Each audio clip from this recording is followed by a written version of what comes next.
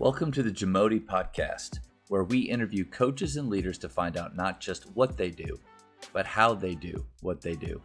Becoming the best version of ourselves is JAMODI, just a matter of doing it. How do you live out your culture? So that's the question, but I remember at PGC sessions, you really sharing a lot of your daily routine and activities, things that you do, nutritionally or within, physically what you do. And so we're talking about team culture, but for you personally, how do you live out your culture on a daily basis? Because I think that's important for coaches too, or else if you're just saying it, but you're not living it yourself, man, they're going to see that real quick.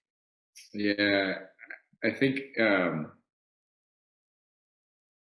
had a really beautiful day with John Wooden before he passed, and he was still sharp. So Dina was close with him, and she brought me, and we had breakfast with him, and then spent the day at his house.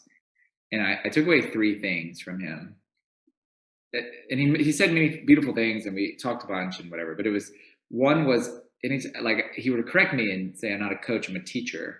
And so it changed my mentality when I was 23. I was like, all right, I'm going to be a basketball teacher. I'm not a basketball coach. I like that. And then, he's known for this quote, but like it came out many times of like, we haven't taught until they learned, when I was talking about teaching.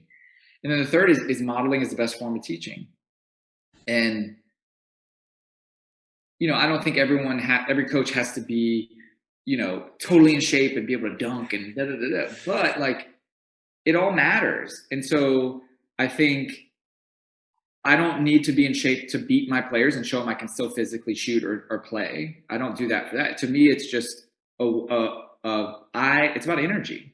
I want to bring you the most energy I can bring you and the most mental focus. So why I'm going to prioritize sleep above everything else, or at least the space for sleep above everything else. Okay, I struggle with sleeping, but I still prioritize it. Yeah. And so I'm going to model that. And what I require from you. And it's even made me rethink about, like asking players to get up at 5 a.m. and what's that, where's the balance, the give and take there, right? Based on their class schedule. I think it's absurd, all the things they have to do now that, it's just. Well, that you'll hear that, Kobe used to get up at 4. Well, first of all, there's only one Kobe. And is that necessarily the path that we want every player to take and try to force down? I think that's important. The other thing is, at that stage, like, he was a professional athlete. Right. I think that's the other part too, is people don't realize, like, he very likely had a long nap midday and then probably went to sleep early. And so, but sleep and then nutrition, I want my players to have more energy. I want to have more energy because fatigue makes cowards of us all. And when you are sleep deprived, you snap on players quicker. You have less patience with everything. 2 days ago, I didn't sleep, and I was just like, by the afternoon, I was just not myself. And so I think so many people are living in sleep deprivation that becomes the normal to them, and they're just all right. like, what are some things that you do? Because I'm always researching. I want to get an Aura ring that tracks your sleep overnight. Like, so I'm all about it. What are some things you do? I would outsource to Matthew Kelly. I think he's one of the best, and you can find any podcast with him. What I teach, I do a health course that I teach, and the main things are, you want to have a pattern. You don't want to roll around in your bed. So if you can't sleep after 30 minutes, get up, go read a book, come back, because your brain is highly associative. So you want to associate the bed with your sleep. 3, 2, 1, 3 hours before sleeping, no food or drink. 2 hours before, no blue light, but really your blue light should go down as soon as the sun goes down. Do you have glasses? I do, but the thing do they work? I think so to some degree. The thing that it depends on what. So because, especially like in social media, it's starting an adrenal system that also makes us more alert. So even if you're not getting blue light, it depends, right? So it depends on what you're doing. And then, the one being the 1 hour before sleep, like no work, no, and I would include social media in that. Like, just let your brain take a hot shower, because your body has to decrease 2 degrees Fahrenheit before you fall asleep. So a hot shower can sometimes do that. Obviously, sleeping in a colder temperature is helpful for that. And then light exposure. I sleep with like a mask most nights. Do you? Yeah. Nice. And it took a while. My husband makes fun of me because I bought like 4. before they work, like different ones work. But yeah, I finally found one that it fits comfortably and sleep well with.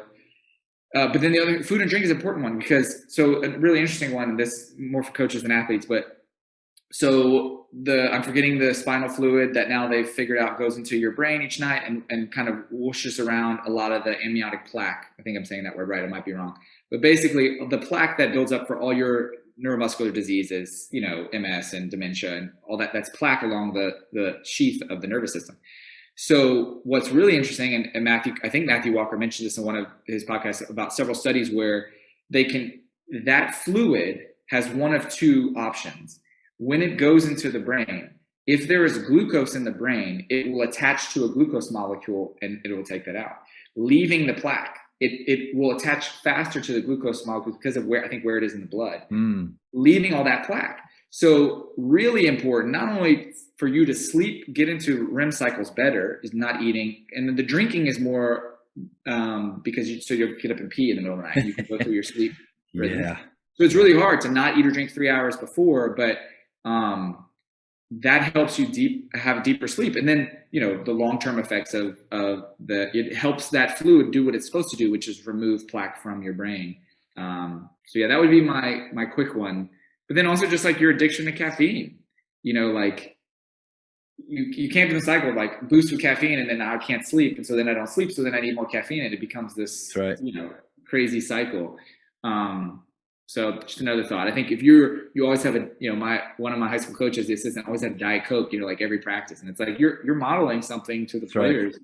And I'm not saying never. I drink caffeine sometimes. I'm not saying never. I think of it as like, I've got 12 bullets a year in that gun, that caffeine gun. It's like, is this worth one of the bullets? Like you need it sometimes. Oh, like 12 a year. Would I model? I haven't. I've probably broken that this year with all the transition and moving across the country. But yeah, that's generally my philosophy. Love it. Thank you for checking out today's episode. Please take a moment to subscribe to this podcast, share it with your fellow coaches, and find us on social media for what's coming up next on the JAMODI podcast. It's just a matter of doing it.